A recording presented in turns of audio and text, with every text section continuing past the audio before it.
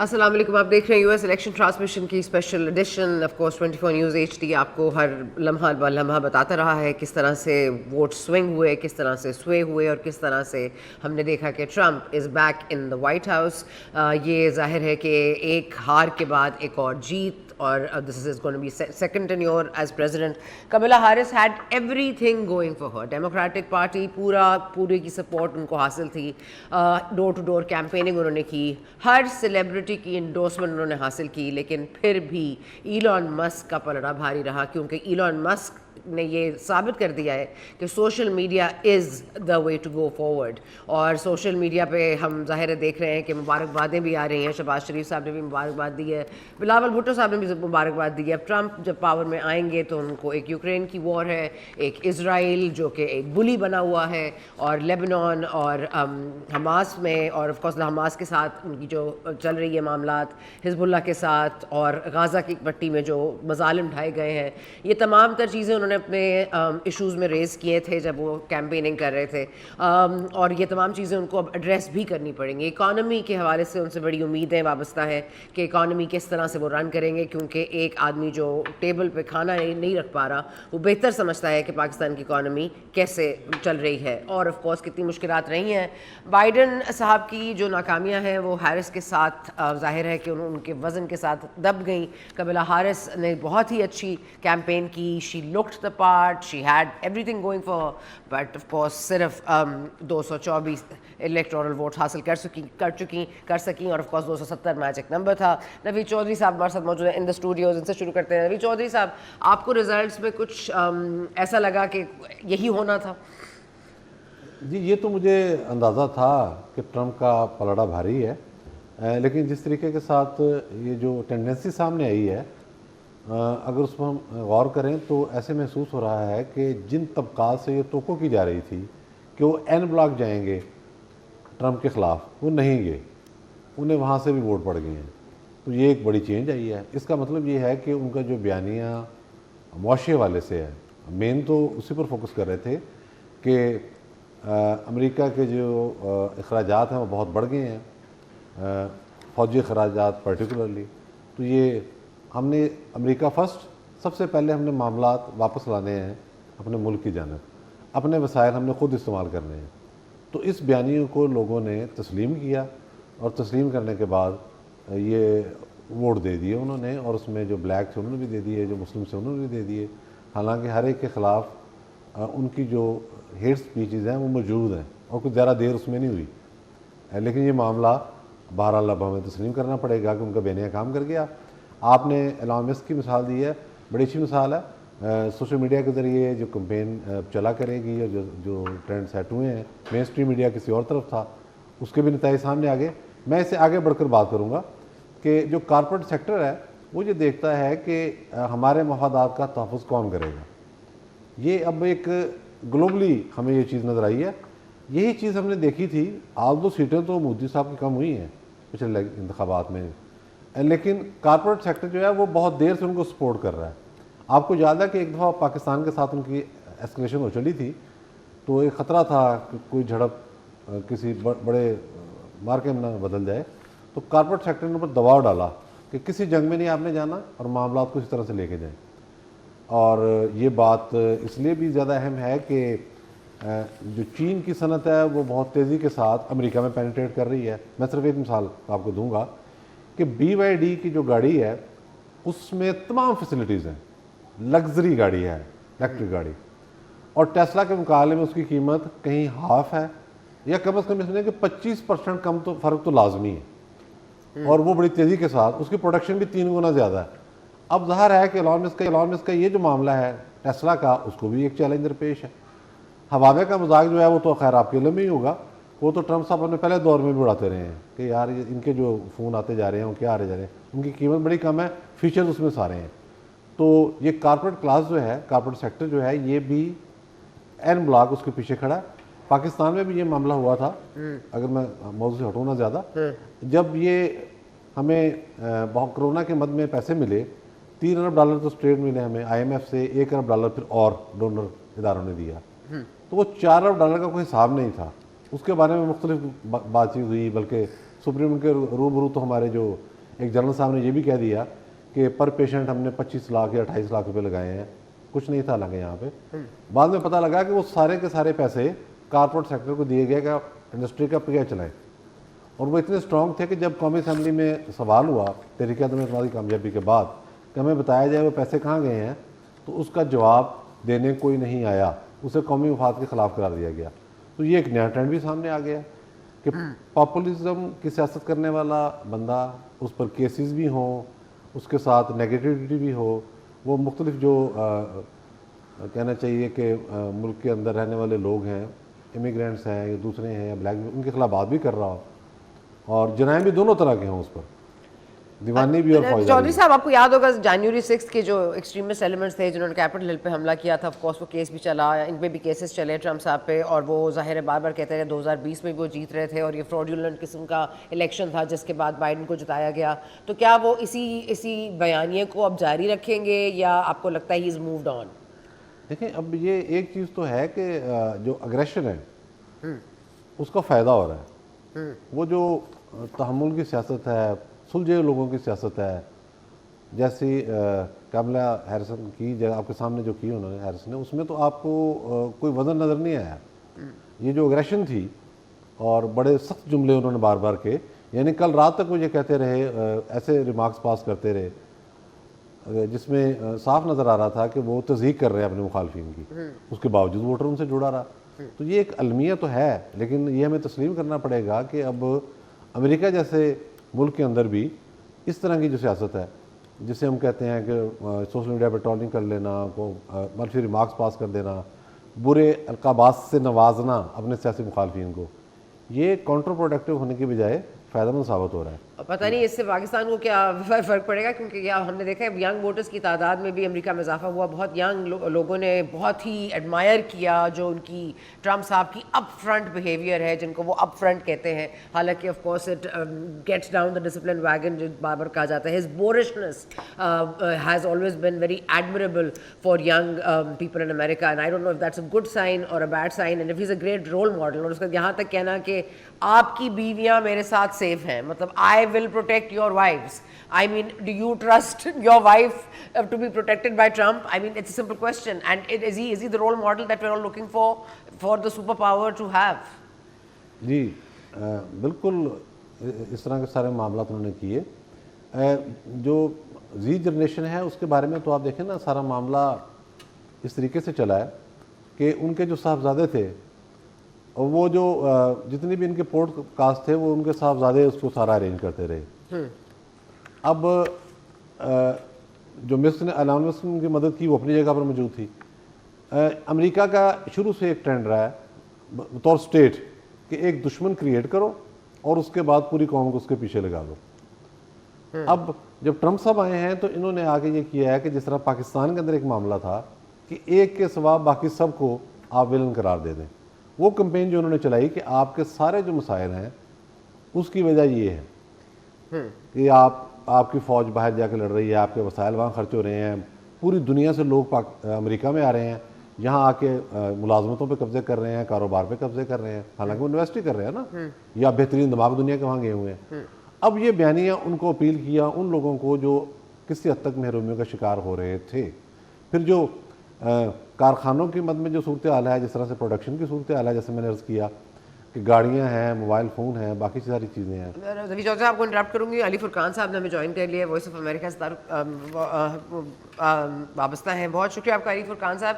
अली फुरकान साहब, आप इस वक्त डीसी में हैं अगर मैं गलत नहीं हूं तो, और आप अगर ये बता दें कि ये जो ट्रम्प की जीत है ये आखिर में मतलब किस चीज़ की जीत हुई है? ये एक जो उनका अप फ्रंट बिहेवियर है, उनका जो एक बयानिया था इकॉनमी के ऊपर, आपको क्या लगता है what has been his most resonating kind of voice that has been heard by people and has turned into votes?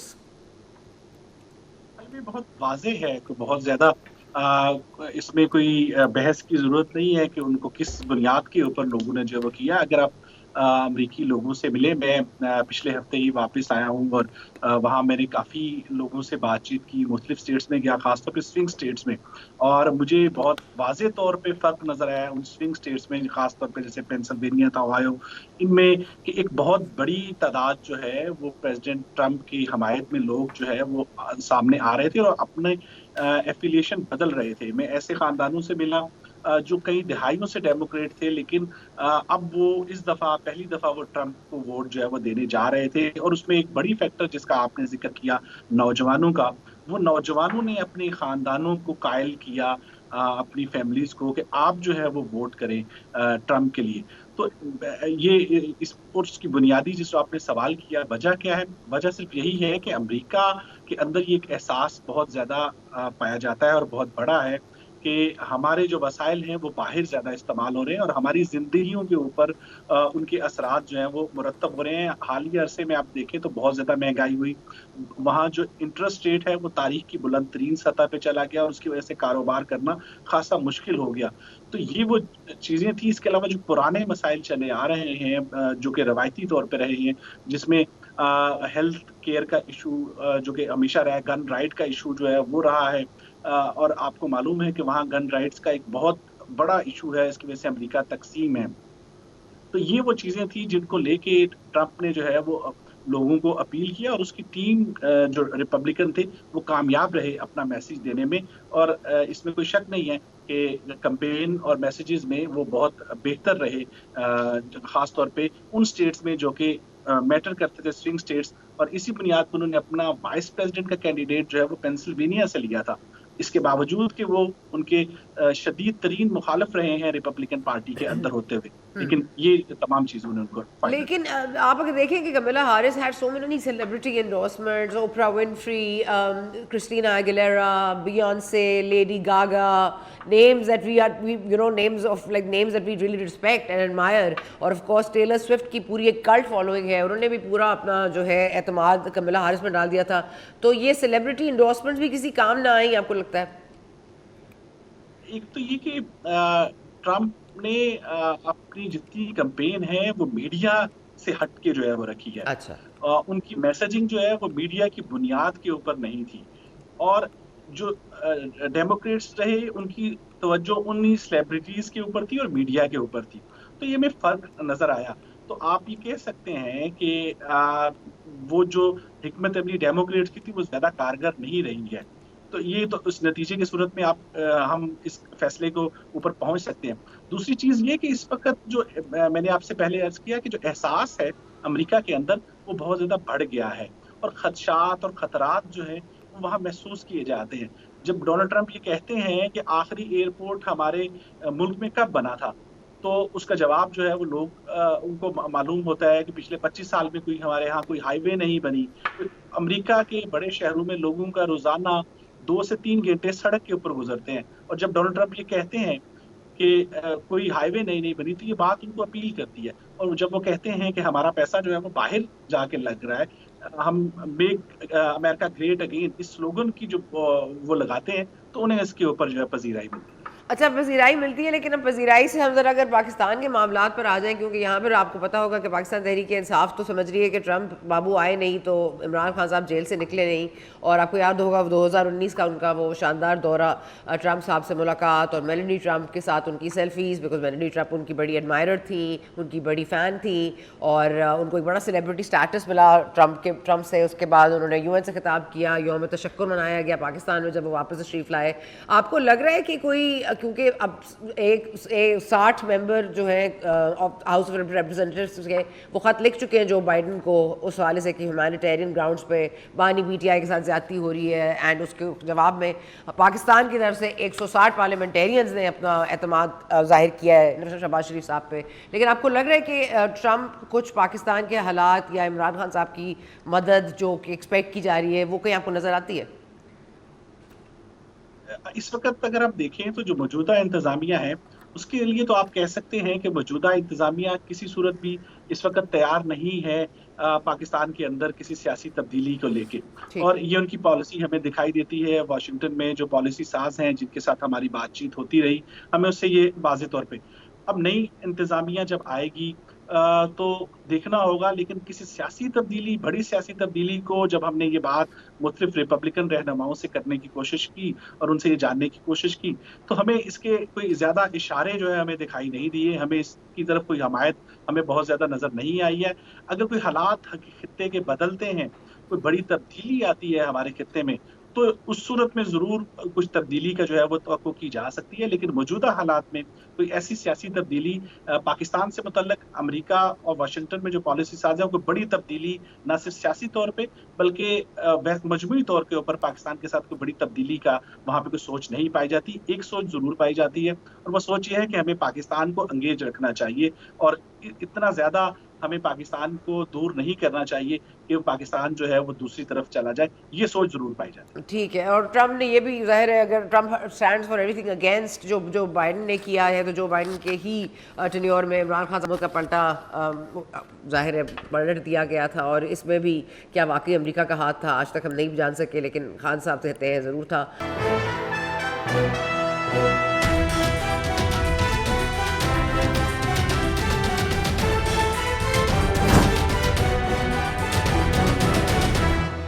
और 24 न्यूज़ HD की US इलेक्शन ट्रांसमिशन आप देख रहे हैं। हमें पता है कि विनर डोनाल्ड जे ट्रम्प हैं, वो सदारत संभाल लेंगे। अमरीकी सदारती उम्मीदवार का जो कमला हैरिस डेमोक्रेटिक पार्टी से थी, वो ज़ाहिर है पीछे रहीं, और वो नहीं, she couldn't make it to the White House. जो रेस थी उसमें वो पीछे रह गई। नवी चौधरी साहब हमारे साथ मौजूद हैं। फुरकान साहब, आप अगर कुछ पूछना चाहें तो। जी अली फुरकान साहब, मैं ये जानना चाहूँगा कि सोशल मीडिया को आपने जिस हवाले से वहाँ देखा, और फिर पाकिस्तान के अंदर जिस तरह से सोशल मीडिया सियासी वाले से एक्टिव है, उसमें आपने कोई फ़र्क पाया, या इसी तरह का मामला था जिसमें बाज़ ऐसी खबरें भी चलाई गई जो जिनकी कोई बुनियाद नहीं थी? तो ये आपने वहाँ, यहाँ बहुत काफ़ी दिनों से आप गए हुए हैं, मैं आपको देख रहा हूँ, नोट कर रहा हूँ, तो क्या फीलिंग है इस वाले से आपको?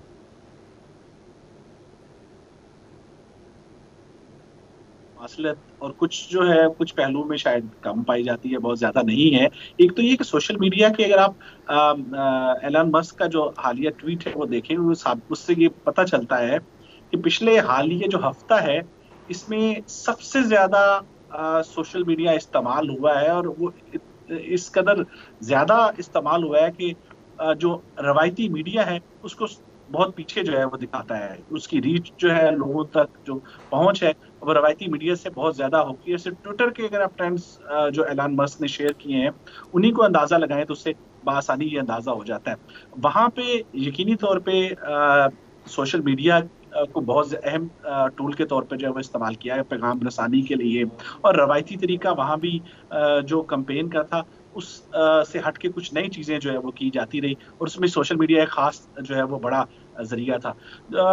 फेक न्यूज या एक दूसरे के ऊपर इल्जाम तराशी और गलत चीजों को जो है वो प्रोपेगेट करना, ये वहां पे भी चैलेंज रहा इस कैंपेन के दौरान भी, और इसके ऊपर बहस जो है वहाँ की जा रही है कि इससे कितनी मुतासिर हुई है इंतहाबी मुहिम। ये अमेरिका के हलकों में इसके ऊपर बहस जो है वो बिल्कुल जारी है कि इसको कैसे जो है आने वाले दिनों में इससे कैसे निपटा जा सकता है। नहीं, $75 मिलियन दिए हैं इलॉन मस्क ने, और ऑफ कोर्स पूरी अपनी कैंपेन जो उन्होंने चलाई है बहुत ही ज़बरदस्त कैंपेन थी। लेकिन अगर आपको याद हो कि ट्रम्प साहब ने भी कुछ दिन कबल मीडिया से बात करते हुए फिर अगेन CNN को अटैक किया, BBC को अटैक किया, अल जज़ीरा को अटैक किया। उन्होंने यहाँ तक कहा मेगन केली, जिन्होंने प्रेसिडेंशियल इलेक्शन उनसे वो सवाल किया था जिसकी वजह से उनका करियर डिस्ट्रॉय कर दिया, उन्होंने उनको फॉक्स से निकलवा दिया। उन्होंने उनका भी जिक्र किया कि she was a bad girl, she needed to गो।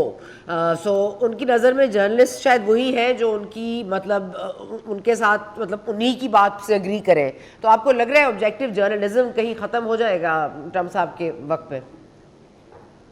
यकीनी तौर पे असर होगा, और ये अमेरिका की सहाफत चूंकि बहरहाल दुनिया के ऊपर उसका असर अंदाज होता है, और अमेरिका की सहाफत जब खतरे में होगी तो दुनिया भर की सहाफत जो है उसको यकीनी तौर पे उसके ऊपर असरात मुरतब होंगे। डोनाल्ड ट्रंप की ये पॉलिसी नई नहीं है, वो मीडिया के पहले दिन से खिलाफ थे, और पहले दिन से मीडिया उनके खिलाफ था। दोनों पहलुओं को जो है वो हमें देखना होगा कि जहाँ पे वो मीडिया के खिलाफ थे, मीडिया ने भी उनको कहीं पे कोई रियायत नहीं दी है, और उनके खिलाफ खासी जो है वो मुहिम जो है वो चलाते रहे हैं बहुत सारे मीडिया के हाउसेस जो है वो अमेरिका में।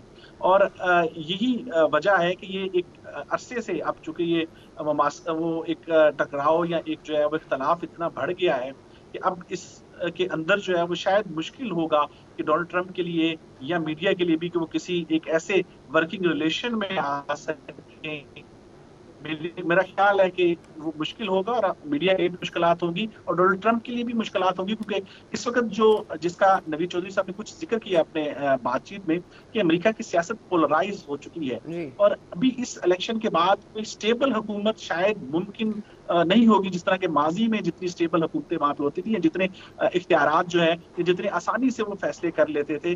अगरचे सेनेट जो है वो मिल गया है प्रेसिडेंट ट्रंप को, लेकिन मुमकिन ऐसा नहीं लगता कि वहाँ का जो सियासी माहौल है वो भी उनकी फेवर में होगा और मीडिया उसमें एक कलीदी किरदार जो है वो अदा करता रहेगा हुकूमत को मुश्किलात और उसकी रायमा के हवाले से। अच्छा, वैसे तो ही रन्स अनहिंज्ड, मतलब उनको कोई रोक नहीं सकता, ही हैज़ नो फिल्टर। आपको लगता है कोई डीप स्टेट, और क्योंकि उनको उनके जो वाइस प्रेसिडेंट है वो कह रहे थे कि उनका ना सिर्फ ये कमला हैरिस उनके ओपोनेंट थी, बल्कि डीप स्टेट के लोग भी, और उन्होंने ज़ाहिर सीक्रेट सर्विस की बात भी की, तो वहाँ पर ऐसी कोई चीज़ होती है कि एक्स बंद कर दिया जाए, उस पर पाबंदी लगा दी जाए? नहीं।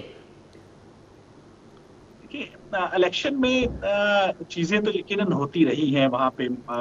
इस इलेक्शन में शायद कुछ ज्यादा दिखी हमें या ज्यादा उनका चर्चा हुआ वहां पे भी, चूंकि एक चीज तो बात ये है कि कुछ स्टेट्स जो हैं वो डेमोक्रेट्स के पास है एक अरसा दराज से, कुछ स्टेट्स जो हैं वो रिपब्लिकन के पास है। वहां के जो इलेक्शन कमीशन है वो भी इन्हीं के लगाए हुए हैं, तो इसलिए वहां पे ये अपनी मर्जी से बहुत सारी चीजें करते हैं और कर लेते हैं।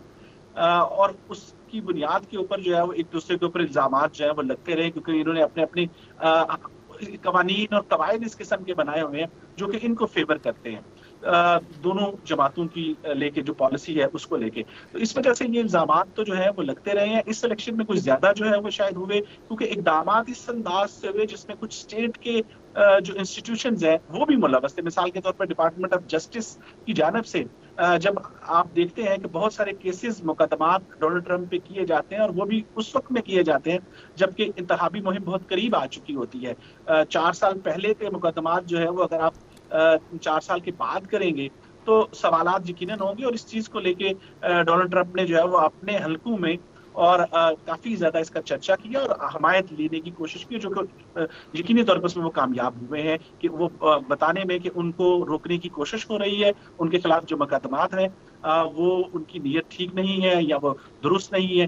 तो ये बातें जो है वो बहरहाल फिर उन पर फायरिंग भी हुई एक कैंपेन के दौरान। जी जी, और आप ये देखिए कि डोनाल्ड काफी ट्रंप ने बड़ी मुमासला था। संजीदगी से बहुत भी दिखाई कुछ किसी हद तक। हाँ। उनके ऊपर 2 हमले हुए हैं कातलाना, लेकिन उन्होंने अपने लोगों को इस हद तक इश्तिहार नहीं दिलाया कि वो हंगामा राई की तरफ जाएं, खून खराबे की तरफ जाएं, बल्कि उनकी तवज्जो जो है वो इलेक्शन की तरफ रही है। वो जरूर थ्रेटन करते रहे हैं कि अगर इलेक्शन में धांधली होती है तो वो उसके नताइज को तस्लीम नहीं करेंगे, लेकिन किसी मरहले पे भी उन्होंने कोई ऐसा इकदाम नहीं उठाया जिससे ऐसा लगे कि वो इलेक्शन की तरफ नहीं जाना चाहते, जिससे इलेक्शन खराब हो। और अगर आप कल की उनकी स्पीच जो कि अभी विक्ट्री स्पीच थी उनकी, अगर आप देखें और उनकी कैंपेन की स्पीच देखें तो आपको बहुत फर्क दिखाई देगा, बहुत ज्यादा फर्क। इस लिहाज से काफी संजीदा तकरीर है जो उन्होंने अपनी विक्ट्री स्पीच दी है और इससे पहले की जो कैंपेन थी उसमें बहुत ज्यादा फर्क है।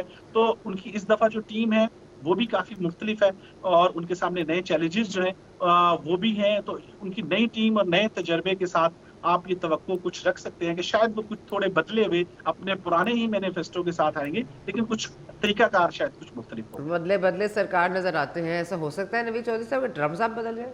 देखिए, बदलते हैं या नहीं बदलते इसका तो बड़ी जल्दी पता चल जाएगा, लेकिन एक चीज़ बड़ी अहम है कि जो चैलेंजेस उन्हें दरपेश हैं जी। उस पर फिर अमेरिकी अवाम पाकिस्तान की तरफ से तो नहीं है, वो तो बड़ी जल्दी रिजल्ट मांगेंगे कि किस तरीके के साथ आप जो प्रोडक्शन है उसको बढ़ाते हैं मुल्क के अंदर। और अगर अफवाज को आप पूरी दुनिया से वापस बुलाते हैं तो फिर वो डेगाल वाली बात तो गलत साबित हो जाएगी कि अमेरिका हर मुल्क हम सा है। अगर आपने पूरी दुनिया में असर रसूख रखना है, 100 सुपर पार हैं, तो आप इसीलिए कि आपकी प्रेजेंस है वहाँ, ये चीज़ भी देखनी है। फिर जो चैलेंजेस उन्होंने अब यूक्रेन को जो वो छोड़ देंगे तनहा, तो उसके नतीजे में यूरोप में क्या लहर पैदा होगी, ये चीज़ भी देखने वाली होगी। तो ट्रंप अपने आप को बदलने की कोशिश करेंगे, यकीनी तौर पर उनकी कोशिश होगी कि मैं अपने आप को एक स्टेट्समैन साबित करूं और उससे ये जो झगड़ालू तबीयत है मेरी से आगे जाऊँ। फिर उनकी एक जो बड़ी कोशिश होगी वो ये भी होगी जो अधूरी रह गई थी, वो जिसे कहते हैं कि डील ऑफ द सेंचुरी, वो ये कोशिश करेंगे कि मिडिल ईस्ट के अंदर इस तरह का अमन हो कि जिसका सारा क्रेडिट उन्हें मिल जाए। मसलन अगर सऊदी अरब इसराइल को तस्लीम कर लेता है इस शर्त पर कि इसराइल फ़लस्तीन की रियासत को रिकग्नाइज़ कर लेता है और उनका ट्रूस हो जाता है वहाँ पर, बल्कि मुकम्मल तौर पर जंगबंदी होकर सरहदें वाज़ हो जाती हैं, इस हवाले से भी उन्होंने काम करना है। इसके अपने चैलेंजेस हैं। फिर ईरान के एटमी प्रोग्राम के हवाले से जो मसाइल हैं वो अमेरिकी मीडिया तो उठाता रहेगा बार बार, इसराइल भी उठाता रहेगा, ये मुमकिन तो नहीं है कि आप उसको भूल जाए। उसको आपने कैसे एड्रेस करना है? लास्ट टाइम तो आपने एक डील की थी जो बाइडन ने आके को मतलब समझे कि अनरिटर्न वायदा कर लें, एक तय था, जो बाइडन ने आते ही उसे स्क्रैप कर दिया। उसने कहा नहीं, हम तो अगर ये हमें इतला मिली तो हम आगे जाएंगे। उसको फिर आपने कैसे आगे लेके चलना है, वो अपनी जगह का मसला है। और ये जो चैलेंज इस खित्ते के हवाले से हैं, इससे तो किसी तौर अमेरिका बाहर नहीं रह सकता। यहाँ जो ब्लॉक बन रहे हैं वो मुआशी वाले से तो हैं अभी फौरी तौर पर, आगे जाकर उनकी स्ट्रेटेजिक अहमियत भी बढ़ती जाएगी गुजरते दिन के साथ। अब ट्रंप कहते हैं कि मेरी प्रेसिडेंट पुतिन से भी बहुत ज़्यादा दोस्ती है, जो कि है। शुमाली कोरिया तो आपको याद होगा वो चले भी गए थे पिछली दफ़ा खुद। अच्छा, अब वो उनके लिए इनके पास क्या पैकेज है? अगर आप चीन की मसनूआत पर टैक्स बहुत ज़्यादा बढ़ा देते हैं, और या उसका तर्जुमा ये होगा कि आप चीनी मसनूआत का एक किस्म का बाइकआउट करते हैं कि अमेरिका में ना आए, वो एक नया चैलेंज है। ज़ाहिर पूरी जो पूरी दुनिया की मार्केट है उसमें तो वो माल जाएगा, वो अपनी जगह। फिर जो शुमाली कोरिया के जो अज़ाइम है, जिस तरह से वो जनूबी कोरिया को बार बार किस तरीके से जिस करने की कोशिश करता है, कभी उसका कोई मिसाइल जो है वो जापान के किनारे पे साहिल पे जाके गिरता है, वो ये भी एक मसले साथ चल रहे हैं ना, उसको आपने कैसे कंट्रोल करना है, ये कैसे आगे लेके चलना है। तो ये सारे मामलात, इसमें ये कह देना कि मैं मुकम्मल तौर पर अपने जो ट्रूप्स हैं पूरी दुनिया के अंदर वापस बुला लूँगा और सारे पैसे यहाँ खर्च होंगे, सारे वसाइल यहाँ लग जाएंगे, यहाँ प्रोडक्शन होगी, मेरे ही लोग वहाँ खरीदेंगे। ये अगर आप अपनी चीज़ बना के बाहर बेचेंगे, उसकी कीमत होगी डबल से ज़्यादा, तो वो कौन लेगा? गन पॉइंट पर फ़रोख्त तो नहीं आप करेंगे। ठीक, हर मुल्क ने ज़र मुबादला तो लेना है ना जी, बाहर भी जाना उसने। तो ये बड़ा, मैं समझता हूँ एक कम्प्लेक्स सी सूरत हाल है। तो इसमें देखते हैं कि वो किस तरीके से काबू पाते हैं। फुरकान साहब, इस पे अगर आपका मैं जवाब चाहूँगी कि एक विक्ट्री स्पीच में उन्होंने ये कहा कि जंग शुरू नहीं करूँगा, कोई भी नई जंग शुरू नहीं करूँगा, जो जंग हो रही है उनको ख़त्म करूँगा। ख़त्म कैसे करूँगा? मतलब उसका मतलब जो हल है वो क्या हमास और हिजबुल्लाह को बिल्कुल ही ख़त्म करके फिर ख़त्म करना है, या अब कोई सीज़ फायर की बात की जा सकती है? बिकॉज जो एंटी नेतन्याहू या एंटी इजराइल रैलीज़ निकली हैं अमेरिका में खुद, जिसके बाइडन साहब शिकार रहे, कमला हारिस साहिबा को भी उसके हवाले से बहुत कुछ सहना पड़ा। आपको लग रहा है ये इनके नेतन्याहू के लिए सूट करता है ट्रंप का वाइट हाउस में होना, और ये सिर्फ आई वॉश था कि ये जंग ख़त्म कर दूंगा? दो पहलुओं में अगर आप इजाजत दें तो जो यूक्रेन की सूरत हाल है उसमें तो बड़ी वाज़ेह सी सूरत हाल है। और ट्रंप की अगर आप स्पीचेस को देखें या उनके लोगों के चीज़ों को, बयानात को, तो वो कहते हैं कि हम नेटो के लिए जो इमदाद है वो हम खत्म कर देंगे, हम नेटो को पैसे नहीं देंगे, हाँ। अमेरिका नेटो का कुछ नहीं उठाएगा। और इसी तरीके से वो कहते हैं कि यूक्रेन को असला देना और उसको फंडिंग करना जो है वो खत्म कर देंगे। और उनका ये कहना है कि जब यकीनी तौर पे जब वो नेटो की और यूक्रेन की हमायत नहीं करेंगे तो ये लोग किसी बातचीत पे आने को जो है वो तैयार होंगे। और दूसरी तरफ वो ये भी कहते हैं कि चूंकि प्रेसिडेंट पुतिन उनके दोस्त हैं और वो उनको कायल करेंगे कि वो एक अमन मुआहिदे की तरफ जो है वो आए, ना सिर्फ यूक्रेन के साथ बल्कि वो उनकी ये ख्वाहिश है कि यूरोपीय यूनियन के साथ भी एक ऐसा रूस का एक मुआहिदा हो जाए जो कि इनका तय हो जाए, कोई डिफाइन हो जाए कि ये अपने आगे ना बढ़े ये दोनों। तो वो इस तरह से सोचते हैं। दूसरी तरफ जो इसराइल और गजा की सूरत हाल है उसमें यकीनी तौर पर वो अपनी हमायत इसराइल को मुकम्मल तौर पे ख़त्म नहीं करेंगे, लेकिन जिस तरीके से नवीद चौधरी साहब जिक्र कर रहे थे कि वो अपनी दबाव ज़रूर डालेंगे कि इसको ख़त्म करें। उनकी ये सोच है कि ईरान को अगर जो है वो किसी तरीके से पाबंद कर दिया जाए, ईरान के ऊपर सैंक्शंस लगाई जाए और उसको ज़्यादा मजबूर किया जाए कि वो इनकी हमायत ना कर सके हमास की और हिजबुल्लाह की, तो उसके नतीजे में जो है ये सूरत हाल ऐसी जो है वो पैदा नहीं होनी चाहिए थी। ये वो उनका मौक़िफ़ है। और अब की आने की सूरत हाल के मुतल्लिक़ उनका यही है कि वो अपनी कम अज़ कम ये कोशिश होगी उनकी कि ईरान की तरफ से इमदाद कम हो हिजबुल्लाह और हमास को, और वो खुद भी इसराइल को कम जो है वो इमदाद दे, ताकि ये सूरत हाल जो है वो बेहतरी की तरफ जा सके। रवि चौधरी साहब, आपका इस पे रद्द चाहूँगी, फिर then we have to go for break. जी, जो मैं इतफाक़ कर रहा हूँ कि इसी तरीके के साथ वो कोशिश कर रहे हैं लेकिन ये तो खाका है उनके जहन के अंदर। मैंने इससे पहले अर्ज़ किया है कि ये सारे चैलेंजेस भी हैं साइमल्टेनियसली। एक तरफ तो ये आपके अज़ाइम है और दूसरी तरफ उसको पूरा कैसे करना है, ये एक अपनी जगह की चैलेंज है, क्योंकि जिनसे आपने एड्रेस होना है या एड्रेस करना है जिनको, मैं छोटी सी मिसाल देता हूँ कि इसराइल के जो अज़ाइम हैं, आया वो गज़ा तक महदूद हैं, फ़लस्तीन तक महदूद हैं, ये भी तो आपने देखना है ना। अगर हम ग्रेटर इसराइल की बात करते हैं तो क्या ये हवा में है? अच्छा, और अगर किसी बड़ी स्ट्राइक से ईरान पर कोई बड़ी स्ट्राइक से अमेरिका रोकता है इसराइल को, तो उसमें जो बाइडन की पोजीशन क्या थी और ट्रंप साहब की पोजीशन क्या होगी, ये भी हमें देखना पड़ेगा कि वो किस हद तक दबाव डाल सकता है। उनका जो अपना असला है, जो उनकी अपनी टेक्नोलॉजी है, वो अपनी जगह एक चैलेंज है। ठीक है, चलिए, सुनहरी दौर का आगाज़ होने वाला है, ये ट्रंप साहब का ये वादा भी है, और ऑफ कोर्स उन्होंने आज अपनी स्पीच में भी यही कहा है कि एक बहुत ही गोल्डन एरा शुरू होने वाला है और टैक्स में कमी होगी।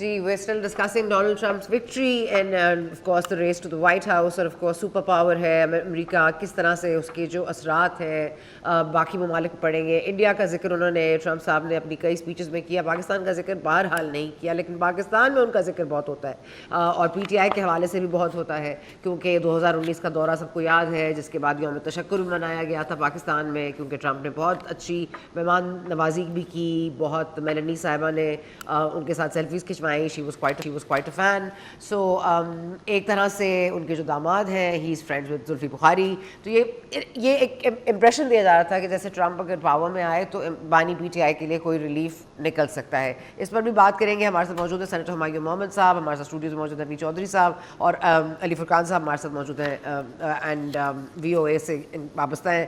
पहले तो मैं आपको बता देती हूँ मोहम्मद साहब, ये क्या हुआ? हमने तो सुना कांटेदार मुकाबला होगा, बड़ा कंफर्टेबल विन कर गए 277 वोट्स, और वो 2020 में जो हारे थे बाइडन से, वो कह रहे थे वो तो फ्रॉडुलेंट इलेक्शन था, तो क्या उस बात पर ईमान ले आए हम कि वो फ्रॉड था? बिस्मिल्लाहिर्रहमानिर्रहीम, इय्याका नअबुदु व इय्याका नस्तईन। देखिए, जब हम पैरेलल ड्रॉ करते हैं तो फिर हम बहुत सारी चीज़ों को पैरेलल में लेकर चलते हैं, तो आपको पता चलेगा कि जैसे ट्रंप ने कहा था कि इनके साथ ज्यादती हुई थी, इमरान खान ने कहा था कि उनके साथ ज्यादती हुई है। जैसे इमरान खान के ऊपर गोली चली, उसी तरह ट्रंप के ऊपर गोली चली। जैसे ट्रंप को अवाम ने एक जबरदस्त विक्ट्री दी 8 फरवरी को, पाकिस्तान तहरीक इंसाफ इमरान खान को अवाम ने एक जबरदस्त विक्ट्री दी, हर लिहाज से वो उस लिहाज से किया, मतलब ट्रंप से भी ज्यादा इमरान खान को दिया। लेकिन ट्रंप की खुशकिस्मती, वो एक ऐसे मुल्क में था कि जिस जगह पे इंसाफ चल रहा था वहां पे काजी फाइज ईसा नहीं था। अच्छा। ट्रंप की खुशकिस्मती कि वो एक ऐसे मुल्क में था और वहां इलेक्शन लड़ रहा था कि जहां पे हमारे इलेक्शन कमीशन के लोग नहीं थे, कि जो कि सुबह जाके अगले दिन जाके वो सारा का सारा वो चेंज कर दे। 277 सीट्स के बाद ट्रंप जीता है। हो सकता है सुबह अगर वहां पे पाकिस्तान का जो इलेक्शन कमीशन होता तो सुबह वहां पे रिजल्ट आ जाएगा कि जी कमला जो हैरिस है वो जो है ना वो 300 वोट से जीत गई। ये चीजें वहां नहीं हो सकती। अच्छा। तो अनफॉर्चुनेटली वो पाकिस्तान, और अनफॉर्चुनेट इस वजह से कि पाकिस्तान में रूल ऑफ लॉ नहीं है। हजरत अली रज़ियल्लाहु ताला अन्हु ने कहा था कि वो मुल्क जिसमें जुल्म और इंसाफ ना हो, उस मुल्क में सिस्टम नहीं चल सकता। हाँ, कुफर का निजाम चल सकता है। तो आप देखिए ना, वहाँ कुफर का निजाम चल रहा है, लेकिन क्योंकि वहाँ पे इंसाफ है इसलिए चल रहा है। पाकिस्तान में इंसाफ नहीं है, जुल्म है, तो यहाँ पे नहीं चल सकता। इस जुल्म के इंसाफ ने निजाम ने खत्म होना ही होना है, इसने रुकना ही रुकना है। That is period. हम विंस्टन चर्चिल की मिसाल देख लें, उसने कहा कि क्या हमारा इंसाफ का निजाम चल रहा है? लोगों ने कहा हाँ चल रहा है। उसने कहा फिर हमें कोई शिकस्त नहीं दे सकता। पाकिस्तान इसलिए शिकस्त खा रहा है पिछले 40-50 सालों से। पाकिस्तान में इंसाफ नहीं है। 1954 में जस्टिस मुनीर ने पाकिस्तान के इंसाफ को बेच दिया। 1954 से आज तक उठा के देख ले, पाकिस्तान ने कहां तरक्की की। वो पाकिस्तान जो चाइना से ज्यादा मजबूत था, वो पाकिस्तान जिसको सिंगापुर फॉलो करता था, वो पाकिस्तान जो इंडिया से मजबूत था, वो पाकिस्तान जो बांग्लादेश से 70 गुना ज्यादा वो था।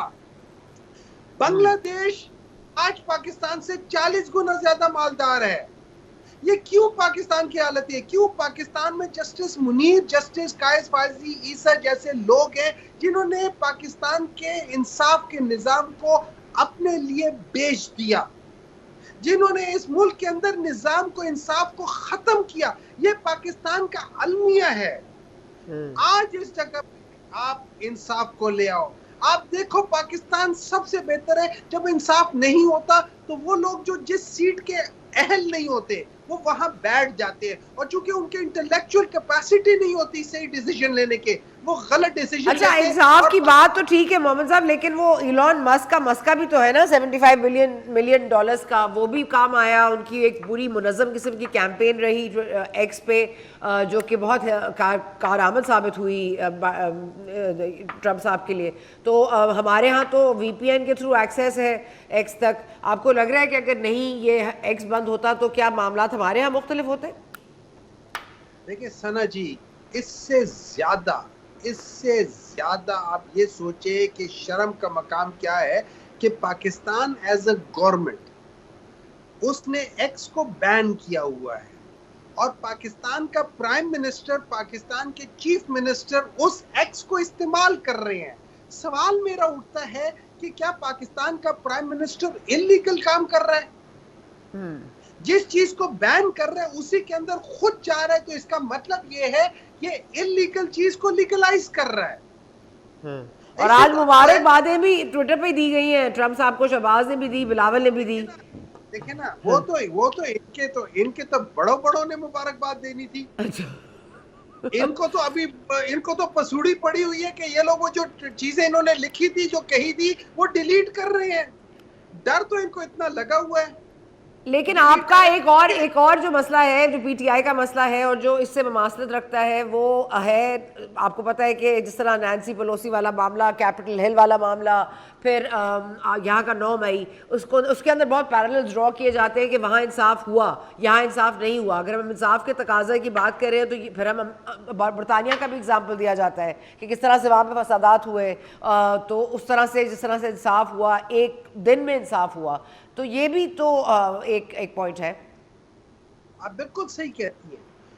वहां पे कैपिटल हिल में जब लोग गए तो वहां पे जो CCTV थे उनसे उनको देखा गया, आइडेंटिफाई किया गया, उनकी हरकतों को देखा गया, उनको दिखाया गया कि ये हुआ है, और एक नॉर्मल कोर्ट में, आम से कोर्ट में उनका ट्रायल हुआ। ट्रायल में वो चीज प्रूव हुई, जिनके ऊपर प्रूव हुई उनको सजा मिल गई, जिनके ऊपर प्रूव नहीं हुई उनको छोड़ दिया गया। पाकिस्तान में क्या हो रहा है? पाकिस्तान में इंसाफ तो है नहीं। पाकिस्तान में क्या हो रहा है? हम कह रहे हैं, पाकिस्तान तहरीक इंसाफ वाले कह रहे हैं कि हमें वो दिखा दो, वो वीडियो दिखा दो। अगर मैं डॉक्टर हुमायूं ने गलत काम किया है, डॉक्टर हुमायूं को सजा मिलनी चाहिए। पाकिस्तान में किसी ने किसी भी, अब देखिए, आर्मी के तंसीबात को छोड़ दें, किसी प्राइवेट प्रॉपर्टी के अंदर किसी भी प्रॉपर्टी को नुकसान पहुंचाया, उसको सजा मिलनी चाहिए। अगर हमारे पास वो वीडियोस हैं जिसमें पुलिस वाले एक खातून की गाड़ी को तोड़ रहे हैं, उन पुलिस वालों को सजा मिलनी चाहिए, उतनी ही सजा मिलनी चाहिए जितना अगर कोई किसी और की प्रॉपर्टी को तोड़ रहा है। नंबर 2, जब हम पैरेलल ड्रॉज करते हैं तो हम लोग एक पैरेलल ड्रॉ करते हैं, मैं आपको बताता हूँ, शायद आपने नहीं देखा होगा। डोनाल्ड ट्रंप एक टिपिकल पॉलिटिशियन नहीं है। Donald Trump is an atypical politician. Donald Trump से आप पॉलिटिक्स हटा दें, डोनाल्ड ट्रंप को पहले भी दुनिया जानती थी क्योंकि वो बहुत सक्सेसफुल बिजनेसमैन है। अगर आप उनके मुकाबले में जो बाइडेन को या कमला हैरिस को या इन सब लोगों को उनके पीछे से पॉलिटिक्स हटा दें, ना आप जानते हैं ना मैं जानता हूं। लेकिन इसी तरीके इमरान खान को देख लें, इमरान खान के पीछे से ये दुम छल्ला हटा दे कि वो प्राइम मिनिस्टर था, या ये दुम छल्ला हटा दे कि वो किसी I hate to interrupt you, Mohammad साहब, आप इतनी अच्छी बातें कर रहे हैं।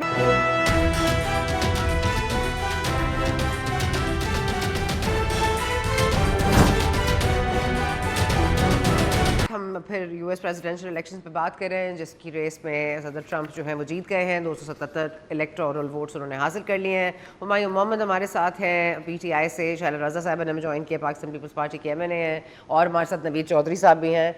और शैला रज़ा साहब, आपसे शुरू करते हैं क्योंकि आप बहुत धीमे आहिस्ता महज़ब गुफ्तगू करने की कायल हैं, और यहाँ पर हमने देखा है कि ट्रंप साहब की जो अनहिंज्ड पॉलिसीज़ हैं, उनकी जो ज़बान के आगे नो फिल्टर है, जो डिसिप्लिन वैगन से वे उतर जाते हैं लेकिन फिर भी वो जीत जाते हैं। पूरा एक नेटवर्क है उनका, जो इलॉन मस्क ने उनकी पूरी कैंपेन चलाई एक्स पे, उसका फ़ायदा तो डेफिनेटली उनको हुआ है। लेकिन हम जब ये रवैये देखते हैं, जो बोलचाल का स्टाइल देखते हैं, तो उनसे सीखते हैं और या हम उनको सिखा रहे हैं? सबसे पहले तो अमेरिका के अवाम को मुबारक हो, उनके यहाँ एक पीसफुल इलेक्शन हो गया और अवाम की फतह हुई, जो भी कैंपेन थी जिसकी थी। और मैं सिर्फ इस बात से खुश हूँ कि हम सब मुसलसल फ़लस्तीन पे और फ़लस्तीनियों की शहादतों पर मुसलसल रो रहे हैं। और जो बाइडेन के बयानात जो थे वो खास थे, बेरहम थे, लेकिन ट्रंप ने हमेशा अपनी कैंपेन के वक्त यही कहा था और आज भी ये कहा है कि जो जंगें जारी हैं हम उन्हें रोकेंगे और नई जंग शुरू नहीं करेंगे। तो शायद फलस्तीनियों का जो बहता हुआ खून है वो रुक जाए। इसलिए खुश है। अच्छा, इससे आप खुश हैं कि आप समझती हैं कि फ़लस्तीनियों का जो बहता हुआ खून है वो रुक जाए, और ये इंशाल्लाह पे हम कहेंगे। नवीद चौधरी साहब, बात हो रही थी मोहम्मद साहब से भी, वो कह रहे थे कि इलेक्शंस वहाँ पे फेयर एंड फ्री हुए हैं इसलिए वो जीते हैं, और यहाँ पर 47 फॉर्म का मसला था इसलिए वो नहीं जीत पाए, और 8 को कुछ रिजल्ट था। आप इस पर कुछ मौक़िफ़ देना चाहेंगे? जी बिल्कुल, डॉक्टर साहब ने ठीक है, और हमारे यहाँ ये अलमी है। लेकिन बस मैं इतनी गुजारिश करूँगा कि जब हम बात कर रहे हों तो हमें मुकम्मल तारीख सामने रखनी चाहिए, और ये रिसेंट पास्ट है, कोई बहुत पुरानी बात नहीं है। 2000 जब 18 के इलेक्शन थे उससे पहले, बहुत पहले, बहुत सारे लोगों ने बताना शुरू कर दिया था कि प्राइम मिनिस्टर साहब नाअहल होंगे, उसके बाद इस तरीके के साथ मामला आगे चलेगा, फिर अगले प्राइम मिनिस्टर साहब ये होंगे। टीवी पर बैठे जो एंकर थे, नीम ख्वाना एंकर, वो भी बड़े फ़ख्र से बताया करते थे कि ऐसे होगा और वैसे होगा। फिर जो कुछ जनरल बाजवा साहब ने किया, जनरल फैज़ हमीद ने किया, और साकिब निसार का नाम तो आप किसी सूरत नहीं भूल सकते, उन पर तो अजमाए उम्मत है कि वो बदतरीन पाकिस्तान के जो चीफ जस्टिस साहिबान थे उनमें थे।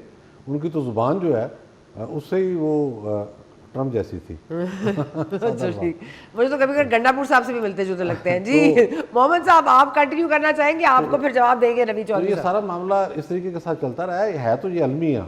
हम तो ये चाहते हैं कि फ्री एंड फेयर इलेक्शन हो और सबको बराबर के मौके मिलने चाहिए, ये बात भी अपनी जगह दुरुस्त है। और इसके साथ साथ ये भी ज़रूरी है कि अगर किसी ने कोई जुर्म किया है, वो फौजदारी है, वो दीवानी है, वो कोई और मामला है, तो उसकी भी सज़ा उसको मिलनी चाहिए। ये लेकिन ये बात यकीनी तौर पर मैं दोहराना चाहूँगा कि 2011 के बाद जो सिस्टम शुरू हुआ था उसका मकसद तमाम पॉलिटिकल पार्टीज़ को गंदा करके उन्हें बैड नेम दे के एक पार्टी को आगे लाना था। बाद में ये मानना भी, ये रास्ता कुछ भी नहीं है। किस तरीके से चैनल खोले गए, चैनल बनाए गए, चैनलों में भर्तियाँ कराई गई, किस तरीके से पर्चियाँ आती थीं, ये एक नया ट्रेंड था। मैंने बतौर आमद साहबी से सब कुछ भुगता है, हमारे सामने वो लोग थे, किस तरीके के साथ उनको कहा गया कि आपने ये करना है, जिस तरीके से धरने दिलवाए गए थे ना जी, वो ये तो नहीं था कि वो यहाँ से लोग चल पड़े और वहाँ चले गए। तो अगर उसका वो रिपीट हुआ है दोबारा आके, तो ये है तो जुल्म। मैं उसकी हिमायत बिल्कुल नहीं कर रहा, ये नहीं होना चाहिए।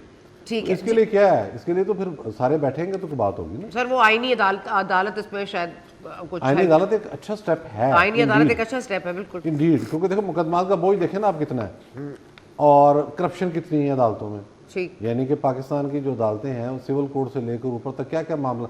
अभी आप देखें यहाँ तमाशा क्या है मुल्क के अंदर जी, एक जज साहब फारग हो गए हैं करप्शन पर, जी, और टॉप बॉडी ने उनको फारिग किया करप्शन साबित होने पर। जी वो अपने घर में बैठे हुए हैं। जी यहाँ आप किसी का मोबाइल उठा लें, मोबाइल तो चलने बड़ी दूर की बात है, को और सस्ती चीज़ चोरी कर लें आप किसी की, मोबाइल तो महंगा हो गया, तो पुलिस वाले पकड़ के ले जाते हैं और फिर घर से आपको जो गरीब आदमी होता है उसे पता नहीं कहाँ से चंदा इकट्ठा करके उसकी बात जमानत होती है, वो वकील नहीं कर सकता।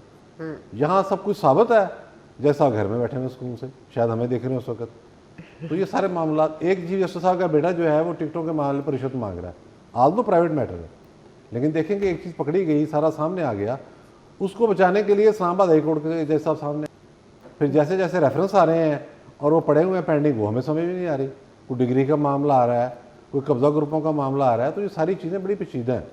एहतसाब सबका और यकसा होना चाहिए, हम इस बात के कायल हैं, ये बिल्कुल कोई तरीका नहीं है, धांधली बिल्कुल नहीं होनी चाहिए, पब्लिक विल जो है वो सामने आनी चाहिए और सबको इंतखाबी मुहिम चलाने की जो अपॉर्चुनिटी है वो भी इक्वल मिलनी चाहिए, जलसों की भी, जलसों को भी जलसों जी। मोहम्मद साहब, हम कंटिन्यू करेंगे जहाँ से आपने हमें छोड़ा था, क्योंकि शैला रज़ा साहब ने भी हमें ज्वाइन किया, वो कह रही है ट्रंप के आने से वो उनको खुशी इसलिए है कि मासूम फ़लस्तीनियों का जो खून बह रहा है शायद वो रुक जाए।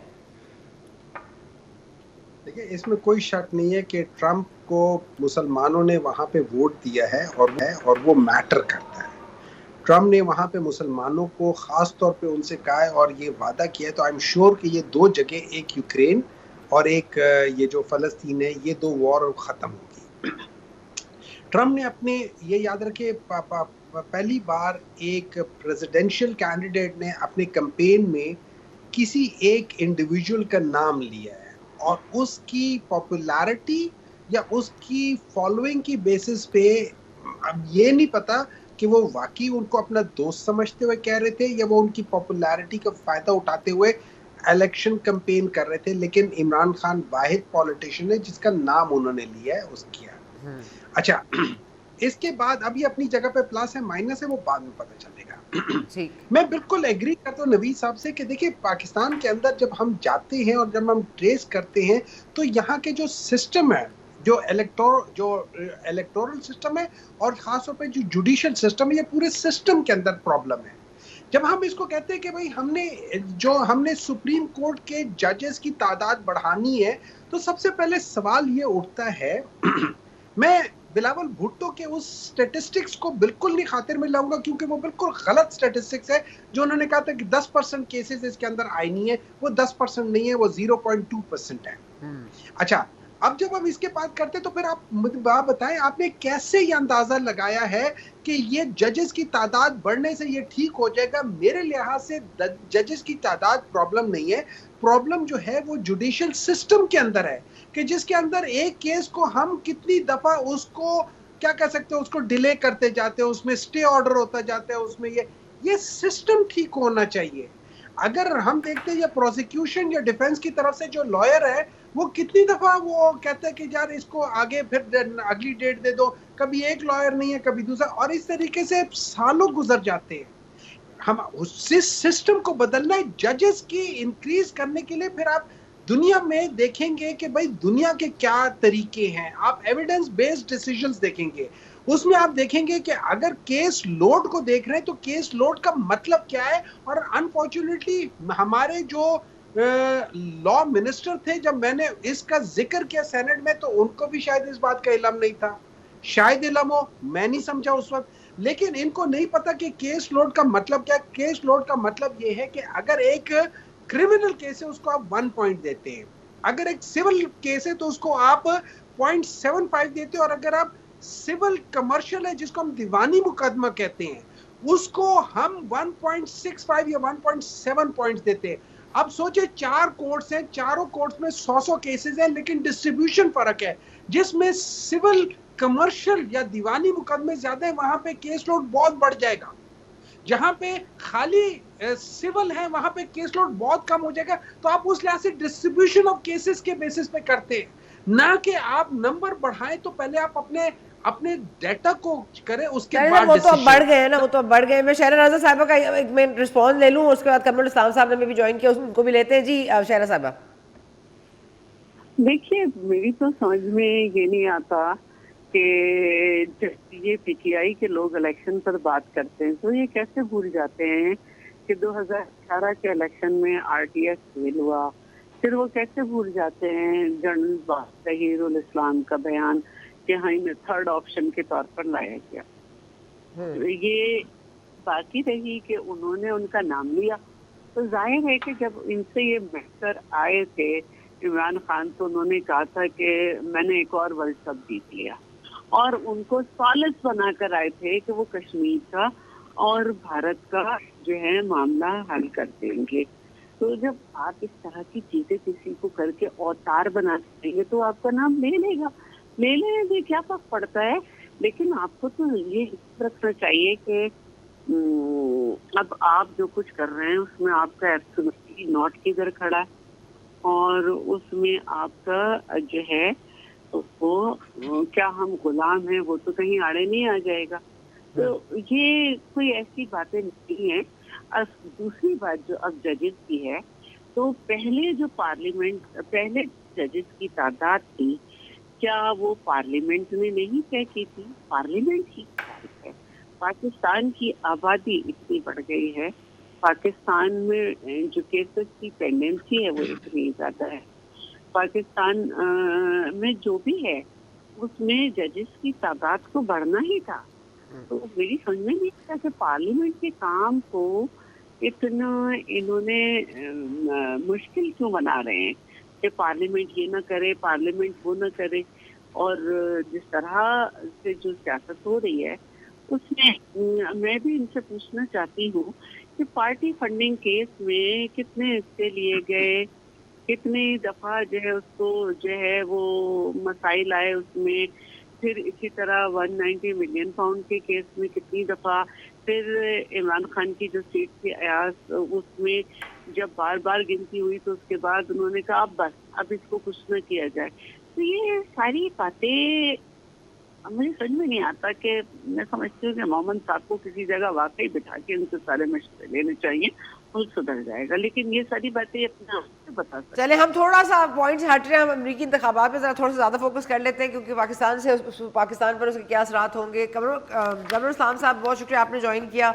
आपके तासुरात ज़ाहिर है शहबाज शरीफ साहब ने मुबारकबाद तो दी है और उसी एक्स पर दी है जिसकी पाबंदी है पाकिस्तान में, और जिसकी वजह से एक बड़ी मुनज़्ज़म काविश और मेहनत से जो इलॉन मस्क ने कैंपेन चलाई ट्रम्प साहब के लिए, वो भी बड़ी करामत साबित हुई। तो आप क्या समझते हैं, सोशल मीडिया का दौर है, अब हमें भी एक्स खोल नहीं देना चाहिए? बजाने वालों की बात सुन के तो मुझे कुछ मिसरे याद आ गए कि सादगी पे कौन ना मर जाए ऐ खुदा, या हजारों ख्वाहिशें ऐसी कि हर ख्वाहिश पे कम निकले, या वो आप कहेंगे कि हनूज दिल्ली दूर अस्त, there is a lot of distance between the lips and the cup, और wishes were horses तो beggars would have been riders। अब देखें कितनी अजीबो गरीब बात है। पहले तो तजाद है उसका खुशियां मनाने वालों का कि जी शायद इसका कोई ताल्लुक डायरेक्ट पाकिस्तान पे तो डेफिनेटली होगा, और लेकिन पाकिस्तान की सियासत पे यानी अंदरूनी सियासत पे अगर माजी की आप देख लें तो कितना कभी किसी सियासी रहनुमा की यूनाइटेड स्टेट्स ने हमायत की है, या तो ये मैं समझता हूँ कि ये महज क्योंकि कभी उम्मीदें लगाई जाती थी फॉर्मर बहुत से जो जज हजरात की उम्मीदें इस्टेब्लिशमेंट से लगाई जाती थी, कभी मुज़ाकरात की दावत दी जाती थी। अब जब वो सारी रास्ते बंद होते नजर आ रहे हैं तो अब 7 समुंदर पार से लगाई जा रही हैं। तो मेरा तो बड़ी कंसिडर्ड ओपिनियन है कि इसका पाकिस्तान की सियासत पे और जिस कंटेक्स्ट पे आप पूछना चाह रहे हैं इस पे कोई असर नहीं होगा। ये ठीक है, उन्होंने अपनी हर एक का राइट होता है वो अपनी इलेक्शन स्ट्रेटजी में, और उन्होंने कंसिडरेबल तादाद प्रोपोर्शन ऑफ मुस्लिम और पाकिस्तानी वोटर्स को उन्होंने अट्रैक्ट ज़रूर किया। इससे पहले रवायती तौर पे डेमोक्रेट्स के साथ जो है ज़्यादा अलाइनमेंट होती थी, मुस्लिम्स की भी और वोटर्स की भी और पाकिस्तानी की भी ट्रेडिशनली। लेकिन इस दफ़ा चूँकि एक तो वो वजह बनी थी गज़ा के मामलात के गो के कोई ज़्यादा बेहतरी की उम्मीद नहीं है, लेकिन बहरहाल कुछ लोगों का ख्याल था कि चूँकि ये डेमोक्रेट्स के दौर में गज़ा का और इसराइली जारहियत का वाक़या हुआ तो इसमें शायद के अपना रिपब्लिकन के आने से और ट्रंप साहब के आने से आज कुछ बेहतरी आई। आप उम्मीद भी छीन रहे हैं उनसे, उम्मीद तो कर लेने दें उन्हें, आप उम्मीद ही छीन रहे हैं, उम्मीद पे तो दुनिया कायम है। नहीं, इस पे अब देखें ना, ख्वाब देखने पे कोई पाबंदी भला किसी ने लगाई है या कोई लगा सकता है या उनकी बेगम उनकी फैन है, मेलेनी ट्रम्प, उनके साथ सेल्फियां बनवाती रही हैं, वो बड़ी, उन्होंने, आपको पता है, बड़ा उनकी गर्मजोशी से मुलाकात हुई थी ट्रम्प से। बाइडेन साहब ने तो व्हाइट हाउस से 4 साल से तो फ़ोन ही नहीं बजा, तो ट्रम्प साहब फ़ोन करेंगे या शहबाज शरीफ साहब फ़ोन करेंगे ट्रम्प साहब को मुबारकबाद के लिए? देखें, एक टाइम ऐसा था जब रोना रोया जाता था कि फलां जो हमसाया मुल्क का वजीर आजम है वो हमारा फ़ोन नहीं उठा रहा।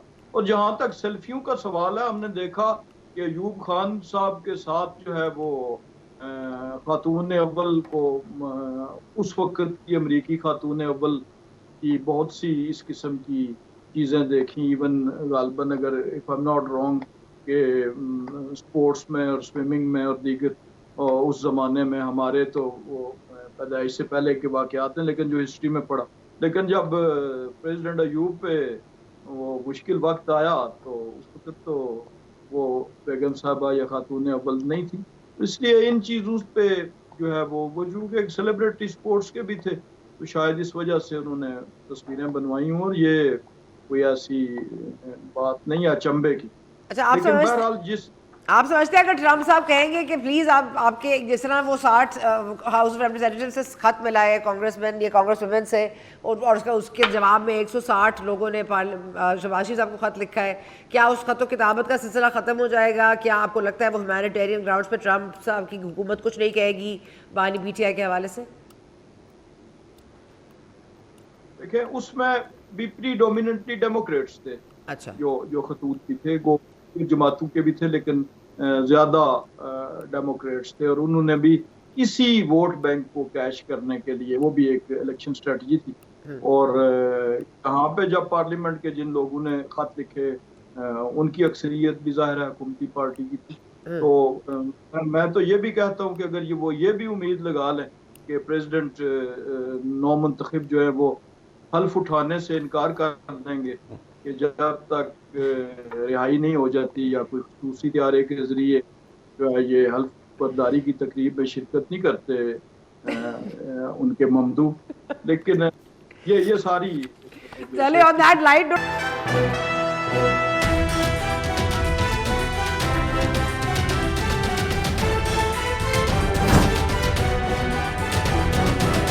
मैंने इस ब्रेक में ये नहीं कहा था we'll come back after a short break, लेकिन this was a really short break and I am glad that we have the momentum still going on. Qamrul साहब हमारे साथ मौजूद है, शैला रज़ा साहब हमारे साथ मौजूद हैं, हुमायूं मोहम्मद साहब हैं मैं, और नवीद चौधरी साहब हमारे स्टूडियोज़ में मौजूद हैं। हुमायूं मोहम्मद साहब, अब आपकी बारी आ गई है, आपके ख्वाब और आपकी उम्मीदों तक बात चली गई है, तो आप उम्मीद को रोशन रखना चाहेंगे और क्या क्या क्या क्या आप कहेंगे? और शैला रज़ा साहब ने भी जो आपसे बात की है 2018 का RTS बैठक वाला मामला, उस पर भी अगर आप रिस्पॉन्ड करना चाहें तो।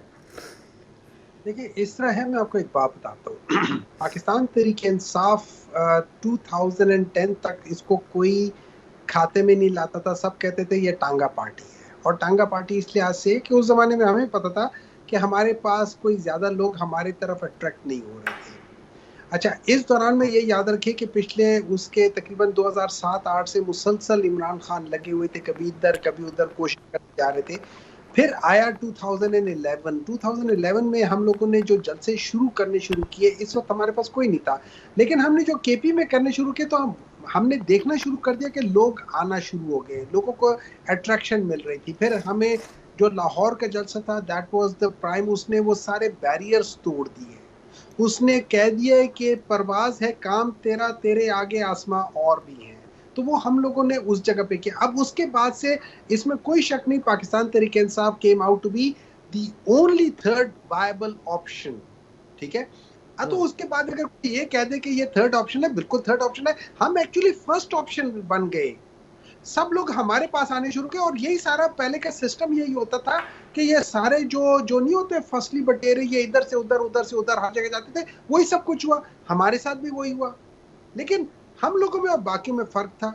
तो उसका तो जवाब ये था, क्या 2018 के इलेक्शन थे, प्रॉब्ली उसमें हुए होंगे, 2024 थे, उससे बहुत गुना ज्यादा थे, क्या 2013 में था? उसमें भी आरओस के इलेक्शन से। क्या 2008 में था? उसमें भी था। अगर आप देखा जाए तो ये सिलसिला 1988 से 85 से ये शुरू आउट होता रहा है। क्या 1981 के इलेक्शन रिग, 1971 के इलेक्शन रिग नहीं हुए थे? उससे बड़ी रिगिंग क्या हो सकती है कि 182 वाले को आपने हरा दिया है और 86, 87 वाले को जितवा दिया है। इससे बड़ी रिगिंग कहाँ हो सकती है? तो अगर आप देखने शुरू करें, पाकिस्तान में तो हमेशा से ये होता रहा है। और इसमें जो जो लोग प्ले करते थे, वो एक एस्टैब्लिशमेंट होती थी, इलेक्शन कमीशन होता था और जुडिशरी थी। ये तीनों मिल के इन चीजों को फैसिलिटेट करते थे, कभी एक के हक में, कभी दो। वो हमेशा गलत था, उस वक्त भी गलत था, आज भी गलत है, 2018 में भी गलत था, हमेशा गलत रहेगा। लेकिन उसके बेनिफिशियरी मैं, आप, पीपल्स पार्टी पीएमएलएन हो सकती है। उसके किरदार जो है वो गलत थे, उनको ठीक होना चाहिए, ताकि वो ना मेरे लिए, ना आपके लिए, ना इनके लिए, किसी के लिए ना करे। That needs to be corrected. अब बात आ जाती है कि इन्होंने बात की कि इस्लाम साहब ने बात की कि वो ट्रम्प साहब और ये सारी देखिए, ये लोग आदी हैं beggars can not be the choosers वाले लीडर से। ये आदी हैं उन लीडर से कि जो अगर पर्ची में सवाल ना आए तो वो इधर उधर देखते, गिलास उठा के पीते, फिर इधर देखते, फिर गिलास उठा के। ये उन किस्म के लीडर्स के आदी हैं। ये उन लीडर्स के आदी है कि जिन पे मुश्किल पड़े तो अपने अवाम को छोड़ के बाहर भाग जाते हैं। ये उन लीडर के आदी ही नहीं है। ना ट्रंप उस किस्म का लीडर है, ना इमरान खान उस किस्म का लीडर है। इमरान खान और ट्रंप के अंदर एक जो बहुत सारी चीजें कॉमन में से एक चीज कॉमन ये कि they are non typical politicians.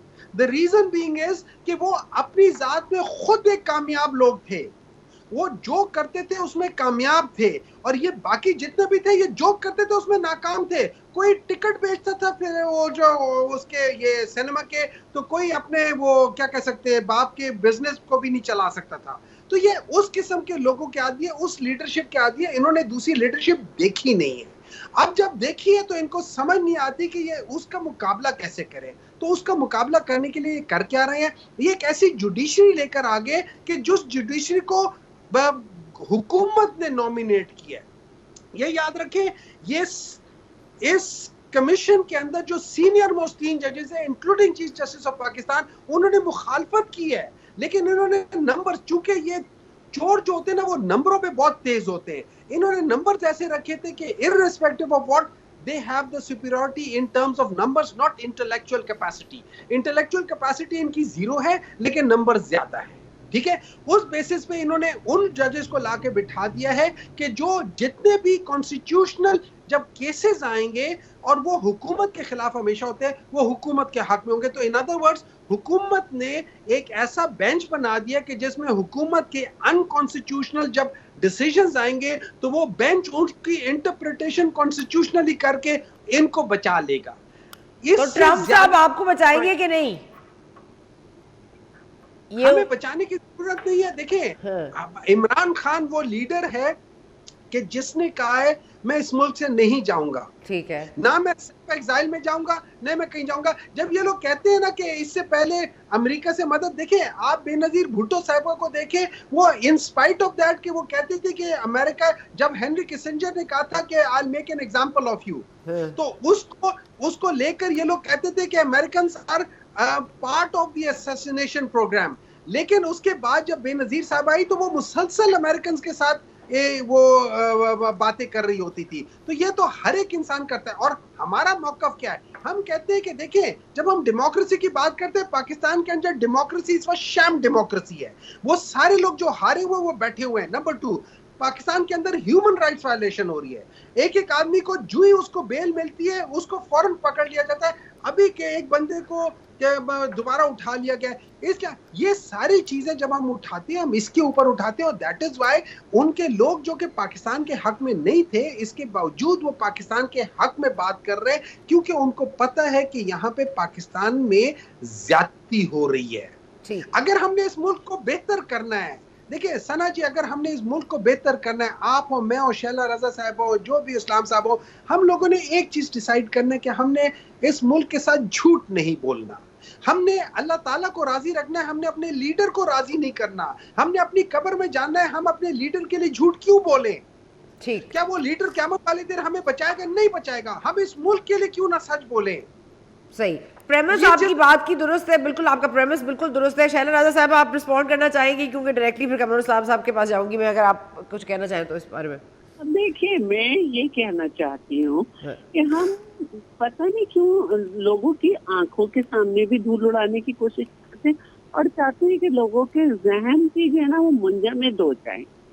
मतलब मेरी समझ ही नहीं आता कि आप हकीकत में रहते हुए क्यों इस तरह की बातें करते हैं कि जैसे लोग सब कुछ भूल गए हैं। एक आदमी जो है वो नजर आ रहा है कि उसके लिए एक जर्नल लिख रहा है अपनी किताब में कि हम इन्हें 34 सीटें देना चाहते थे लेकिन ये 100 मांग रहे हैं। दूसरा कह रहा है कि हम इन्हें लेके इसलिए आए कि हम उन 2 से 4 हो चुके थे, हम इन्हें थर्ड ऑप्शन के तौर पे लेकर आए। मुझे समझ नहीं आता कि ये किन अदवार की बात कर रहे हैं। अपने दौर में इनके लीडर का मजाक उड़ाया गया कि अमेरिका में खड़े होकर वो लोगों से कहे कि मैं जाके जो है वो एसी उतार लूंगा और ये कर लूंगा, जिससे किसी को नहीं छोड़ा गिरफ्तार करने के लिए। वो एक फ्लड गेट जिसको बंद किया जा चुका था, लेकिन इन्होंने उसको खोला और इन्होंने मरियम साहिबा पे, इन्होंने फरियाल साहिबा पे, हम सब पे हाथ डाला। मेरे पास भी नैब के सवालनामे आ गए। FIA ने मुझे बुला लिया कि आपके मोबाइल में किसी ने एक वीडियो भेजी, आपने देखी या नहीं? भाई मेरे पास आई, मेरी मर्जी। तो ये समझना चाहिए इन लोगों को कि ये इस वक्त जो अच्छे अच्छे भाषण दे रहे हैं, ये कहाँ थे? ये जो 10 साल से इनकी तीसरी हुकूमत शुरू हुई है, क्या हाल कर दिया KP का। अभी तो ट्रम्प को ये भी मालूम है कि कितने लोग आपने रिहेबिलिटेशन के नाम पर छोड़ के जब अफगान की जेल में बने। ट्रम्प को ये भी मालूम। तो आप प्लीज फजूल किस्म की छोटी छोटी बातें करें जिससे आपके वो कौम जो सोशल मीडिया देख के खुश होती है, जिसको आपने ट्रेंड किया है कि सिर्फ सोशल मीडिया तक रहो, वो ये हरकतें करें। बेहतर ये है कि हमें ये देखना है कि हमारी पार्लियामेंट हो रही है। हमने एक कोशिश की है कि हमारे सिविलियन के मुकदमों को एक बेहतर तरीके से सुना जा सके। आप में दम है, आप कैंपेन चलाइए। आपके वजीर आला कह चुके हैं कि हमारे जनाजे पढ़ लेना। अब बात तो कुछ रही नहीं है। तो ये सारी अच्छी बातें हुमायूं मोहम्मद साहब को उस वक्त करनी चाहिए थी। बहुत अच्छी लग रही हैं बातें, बहुत अच्छी है, मुझे भी आती है ऐसी बहुत सारी करनी, लेकिन ये उस वक्त अच्छी लगती हैं जब अपने लीडर को ये बताते। मैं तो उस पार्टी की पैरोकार हूँ, पैरोकार पता नहीं कहना चाहिए सही लफ्ज़ है या नहीं, या ये कि मैं उसकी सपोर्टर हूँ कि जिसके लीडर्स भागे नहीं, जिसके लीडर्स ने ना सिर्फ इस मुल्क को एटॉमिक पावर दी और बीबी साहिबा ने मिसाइल टेक्नोलॉजी दी, और वो अपने वतन में वापस आई लोगों के पास। और जिनको इन्होंने छुड़ाया है उनके बड़ों को उन्होंने ललकारा और उन्हीं के हाथों शहीद हुई। तो वो कंफ्यूज लीडर नहीं थी कि दहशतगर्दों को अपने बिछड़े भाई कहें, उन्हें दफातर देने की बात करें। और ये मैं चाहती हूँ कि ये देखें कि 11वें तीसरी हुकूमत में KP का क्या हाल हुआ है। क्या उससे बेहतर बहुत ही कम वक्त में इस वक्त इस हुकूमत ने नहीं किया बेहतरी? ठीक है, मैं कमरुल इस्लाम साहब पोलराइजेशन की बात हम कर रहे थे, नबी चौधरी साहब और मैं भी बात कर रहे थे, पहले वाले सेगमेंट में भी हमने बात की कि देखिए उनका एक स्टाइल है ट्रम्प साहब का, अनहिंज्ड और बिल्कुल ही वो नो फिल्टर, और वो जो चाहते हैं वो बोल देते हैं, चाहे सही चाहे गलत। और जाहिर है फिर इसी तरह के हम पैरेलल्स ड्रॉ करते हैं कि फिर गड्डापुर साहब भी ऐसी गुफ्तगू करते हैं, ऐसी ही गुफ्तगू इमरान खान साहब करते हैं। तो अगर एक सुपर पावर में आने वाला सदर जो है वो मतलब वो इस तरह की गुफ्तगू करके ही can get away with it, the whole bullishness of his nature is promoting more and more independent youngsters to vote for him. तो कुछ आपको लगता है फिर ये पोलराइजेशन हमारे मुल्क में खत्म होगी?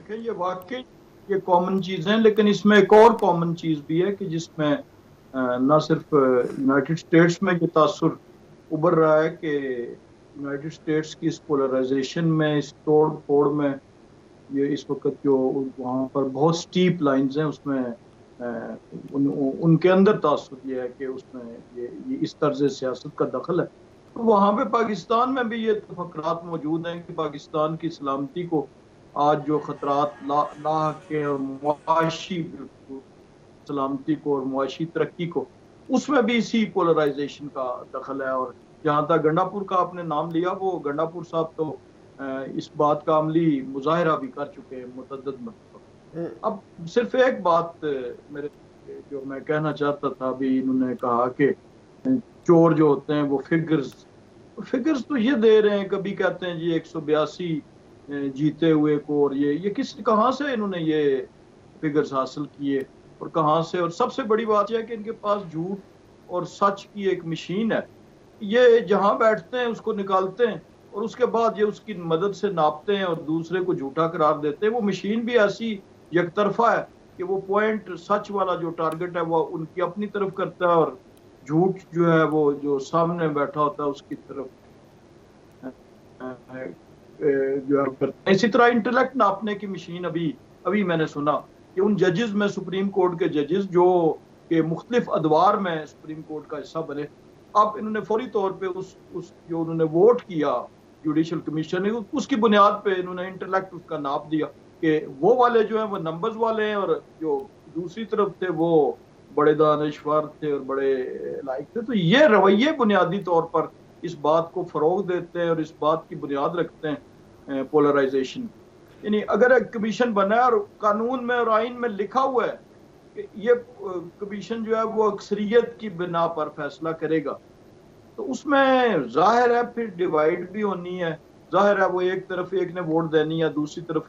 तो इन्होंने फौरी तौर पे आज ये पहले झूठ का पैमाना होता था, आज दानिश का और अकल का पैमाना निकाल के और उसकी मदद से जजेस को नाप दिया कि वो जजेस जिन्होंने कॉन्स्टिट्यूशनल बेंच के हक में फैसला दिया है वो दानिश से आ रही हैं खुदा न ख्वास्ता, और दूसरे जो हैं वो दानिश कर दें। मेरा ख्याल है अमेरिकी इलेक्शन से यही वो आईनी बेंचेस पर आगे नवीद चौधरी साहब कुछ ऐड करना चाह रहे हैं। जी नवीद चौधरी साहब। असल में एक तस्वीर करना चाह रहा था मैं। डॉक्टर मायून साहब ने कहा कि ट्रंप ने एक पॉपुलर लीडर का जिक्र किया अपनी कैंपेन में।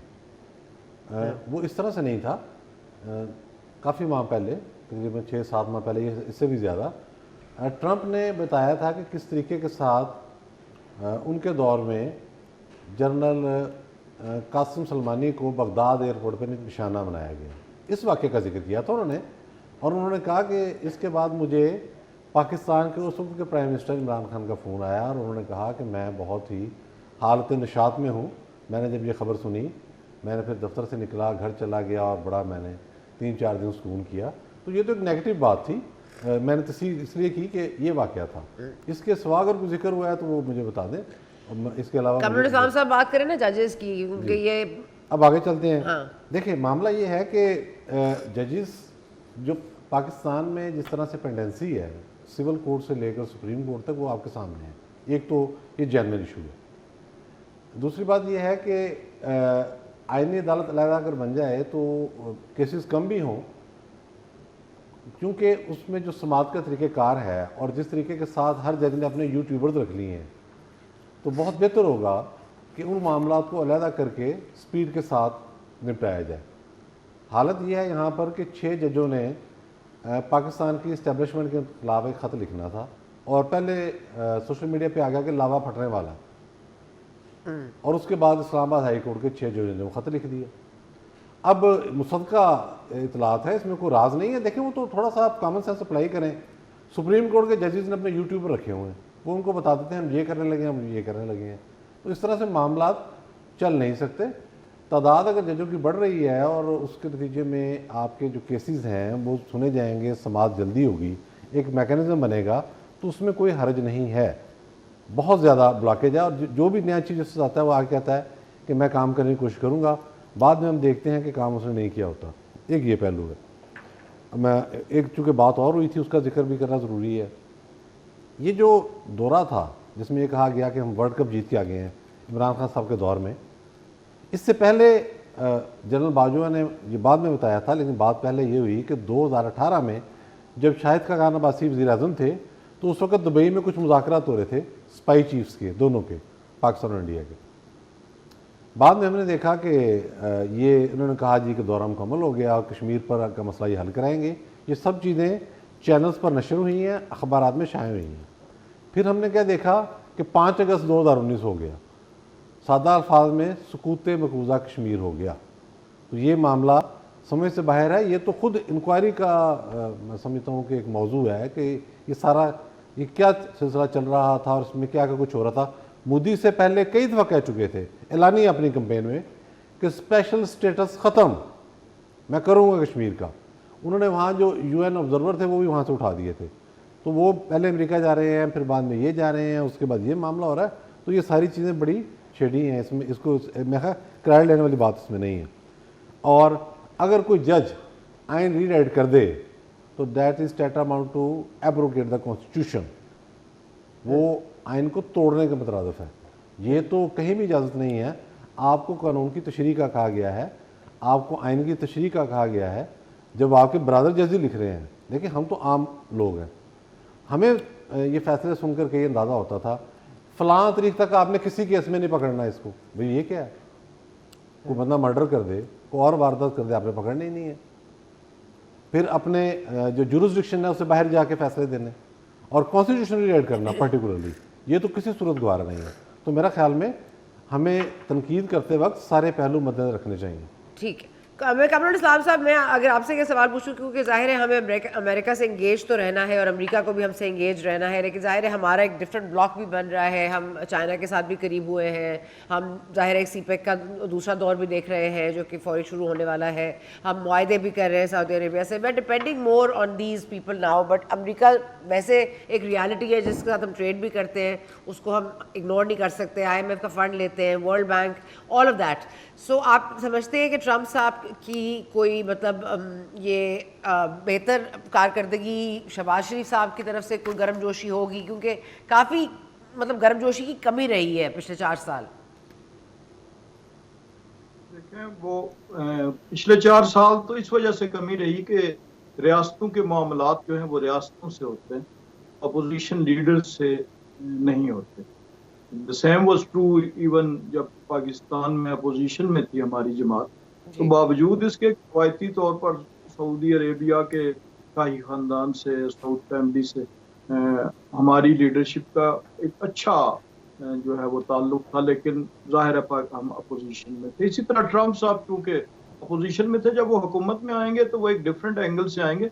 और अगर आप रिपब्लिकन्स के अदवार में देखें पाकिस्तान के रिलेशनशिप, तो गवर्नमेंट्स के साथ, हुकूमतों के साथ, चाहे वो इवन आमरू की हुकूमतें रहीं, चाहे वो मुशर्रफ था या जनरल ज़िया-उल हक था, तो रिपब्लिकन्स रवायती तौर पे पाकिस्तान की जो एस्टेब्लिशमेंट थी और उनके साथ एक अच्छा ताल्लुक था। दूसरा, आपने जो चाइनीज़ ब्लॉक का जिक्र किया, पाकिस्तान ने की फॉरेन पॉलिसी का एक जो बहुत ही कॉर्नर स्टोन है और जो बहुत उसको कहना चाहिए कि crown of Pakistan foreign policy, हम अक्सर एतराज़ तो बहुत करते हैं कि पाकिस्तान की ने बड़ी कामयाबी से चीन के और अमेरिका के दरमियान इस तवाज़ुन को बरकरार रखा है, स्टार्टिंग फ्रॉम वो जो very first visit of Chinese foreign minister जो चाइना यहाँ से गए थे पाकिस्तान से फ्लाई करके, उस वक्त से लेके तो बड़ा तवाज़ुन रखा है।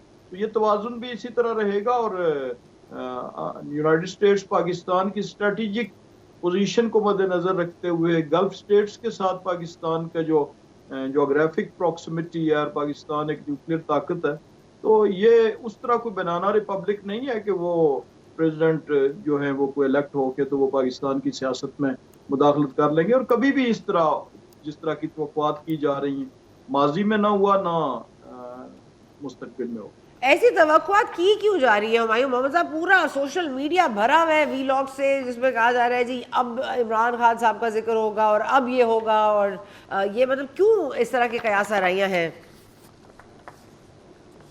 देखिए, सोशल मीडिया में हर एक इंसान अपने हद तक खुद बात करता है, वो अपने खुद असेसमेंट करता है। ये वो ज़माना ख़त्म हो गया है कि जैसे आज आपने देखा कि CNN जो था ना, वो CNN आखिरी वक्त तक, जब तक ट्रंप ने विक्ट्री स्पीच करने के बाद भी CNN ने नहीं दिखाया कि ट्रंप जीत गया है।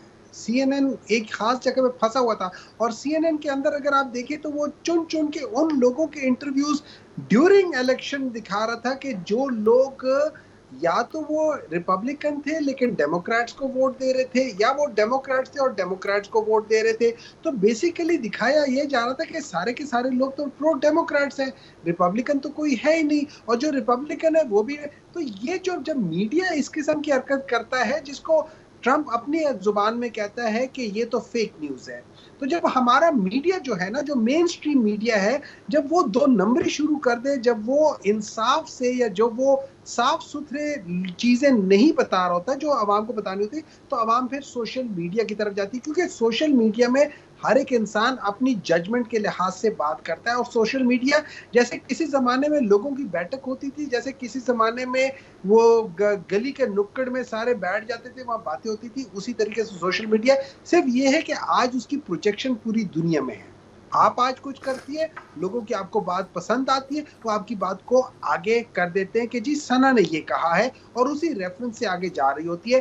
बाद लोगों ने गलत बातें की होती हैं, तो जब उन्होंने गलत बात की होती है और अगले बंदे को पता चलती है, तो फिर वो अपनी बातें ट्वीट जो होते हैं वो डिलीट करने के चक्कर में रहते हैं, जैसे आजकल हो रहा है। किसी को डर लगा हुआ है, कोई किस जगह से, यहाँ तक कि हमारे एक लीडर साहब ने तो कह दिया कि 200 साल की डेमोक्रेसी को ट्रंप ने नुकसान पहुंचा दिया था 2020 में। ये सारी चीजें हुई हैं, लेकिन प्रॉब्लम ये है कि जब हम लोग चीजों को एसेस करते हैं तो हम इंडिपेंडेंटली नहीं करते।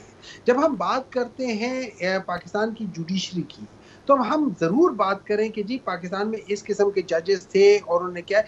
अभी मेरे ख्याल में कल या परसों के वो था जिसमें मेरे ख्याल में जस्टिस एजाज अफजल थे या कौन थे जिनका इंटरव्यू आया हुआ था, तो उन्होंने जो मियां नवाज शरीफ को नाअहल करार दिया था, उन्होंने उसको जस्टिफाई किया, उन्होंने पूरे खोल के उन्होंने ऑफ टॉपिक जा रहे हैं, मेरे पास वक्त भी कम है। Mohammad Sahab sorry, I have to just close now, but मैं कमरुल इस्लाम साहब और शहरा रजा साहब का लास्ट कमेंट लेना चाहूंगी। कमरुल इस्लाम साहब, आपको क्या नजर आता है कि हमारी मुदाखलत तो नहीं होगी, हमारे जो सीपैक के साथ मुआहदे हो रहे हैं और चीज़ें हो रही हैं, ज़ाहिर है उससे अमरीका खुश तो नहीं है, लेकिन कोई मुदाखलत के अंदेशे हैं आपको? मेरा नहीं ख्याल जी बिल्कुल कोई इस किस्म की।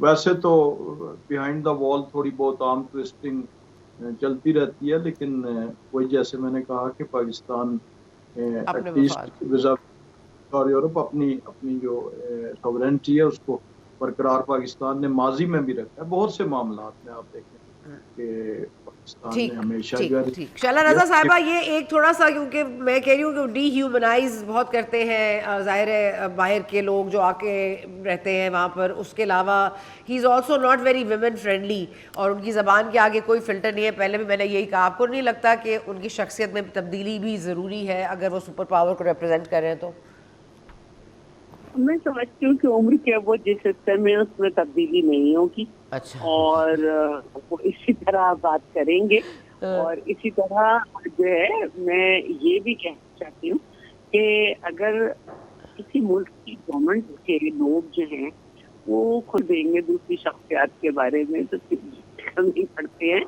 और तीसरी बात यह है कि कुछ पार्टीज के लोग जो हैं वो सोशल मीडिया पे बहुत एक्टिव होते हैं और वो एक खास किस्म का मनन बेचने की कोशिश करते हैं। लेकिन देखें, बात वही है कि टिकली जो है वो बहुत कुछ अलग होता है।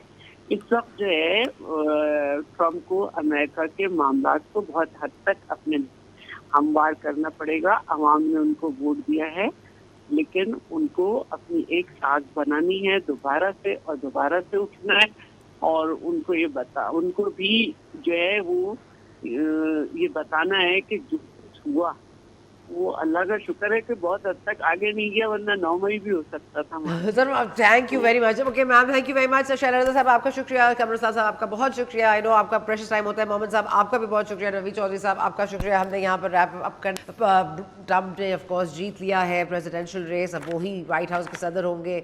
आइंदा आने वाली दिनों में इमरान खान साहब के लिए या पाकिस्तान के लिए या इंडिया के लिए क्या मामलात होते हैं उन पर हम नज़र रखेंगे। ज़ाहिर है अमेरिका जो करता है इट मैटर्स, तो let's hope for the best and thank you for watching. We will see you इंशाल्लाह नेक्स्ट टाइम।